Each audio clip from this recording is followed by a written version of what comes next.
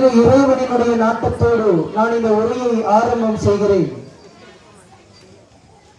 ஆரம்பத்தில் இது இஸ்லாமிய நாடு என்பதை தாண்டி ஏனைய நாடுகளில் இஸ்லாமிய மக்கள் வாழ்ந்து கொண்டிருக்கும் பொழுது அவர்களுக்கு என்று பல வகையான அநீதிகள் இணைக்கப்பட்டுக் கொண்டே இருக்கும்.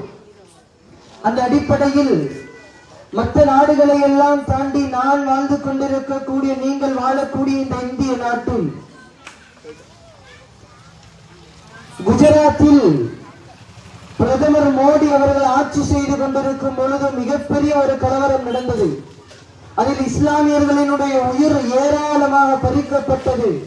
பல பெண்கள் கற்பழிக்கப்பட்டார்கள். அதற்கு பின்னால் இஸ்லாத்தினுடைய அடையாளமாக இருந்த பல நூறு வருடங்களுக்கு முன்னால் கட்டப்பட்ட பாபரி மசூதி பள்ளி இடிக்கப்பட்டு பல வகையான கலவரங்கள் கட்டவிழ்க்கப்படப்பட்டது.